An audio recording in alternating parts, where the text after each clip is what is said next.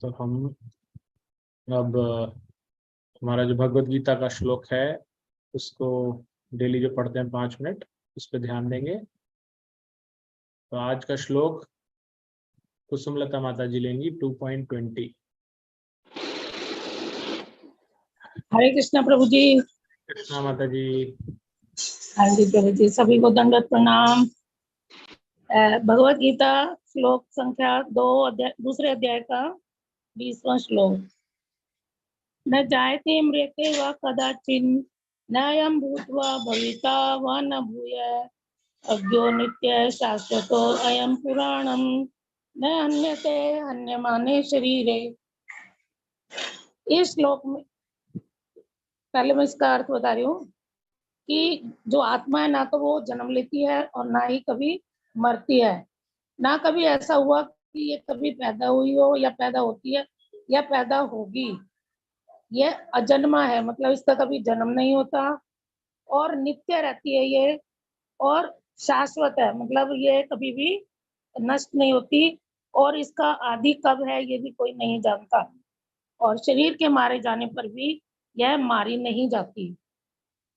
और तात्पर्य श्री प्रभुपाद जी के द्वारा, जब कुरुक्षेत्र के युद्ध में अर्जुन भ्रमित हो जाते हैं कि मैं कैसे हथियार चलाऊं और कैसे युद्ध करूं, तब कृष्ण भगवान उनको आत्मा के प्रकृति के विषय में समझाते हैं कि जो बद्ध जीव है वो भौतिक प्रकृति के प्रभाव में आकर अपने आप को शरीर मानने लग जाता है और ये सोचता है कि शरीर नष्ट हो जाएगा।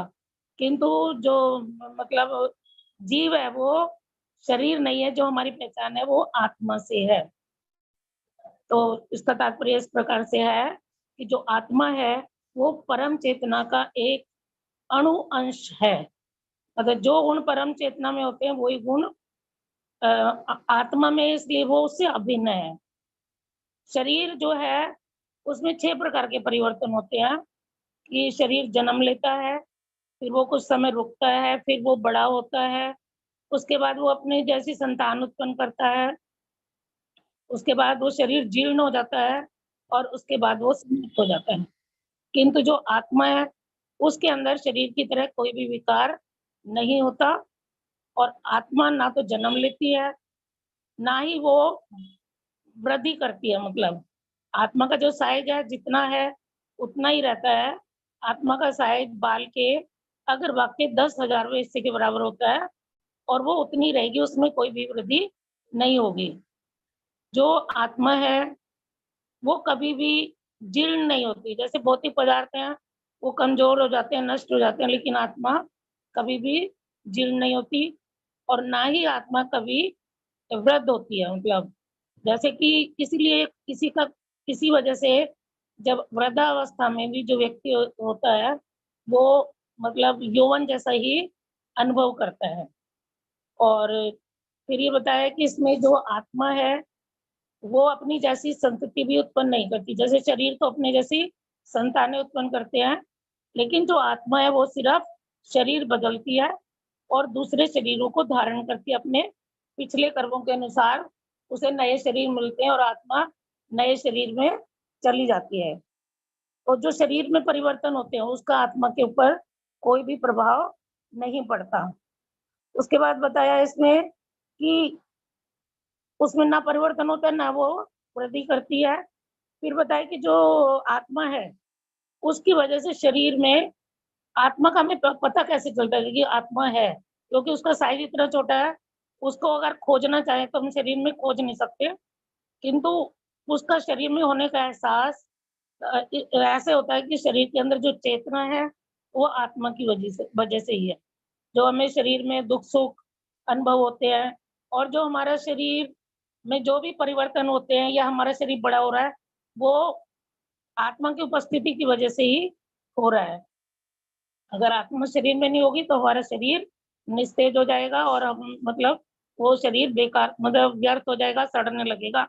तो आत्मा की उपस्थिति के कारण ही शरीर का अस्तित्व है। और इसमें ये भी बताया कि जो अणु, 2 प्रकार की आत्माएं होती है, एक अणु आत्मा होती है, एक विभू आत्मा होती है। और मनुष्य के शरीर रूपी वृक्ष पर दोनों जो आत्मा है वो मनुष्य के हृदय में स्थित रहती हैं। जो विभू आत्मा होती है, जो परमात्मा वाली आत्मा होती है, उसको सब कुछ याद रहता है, अपना भूत और वर्तमान और भविष्य।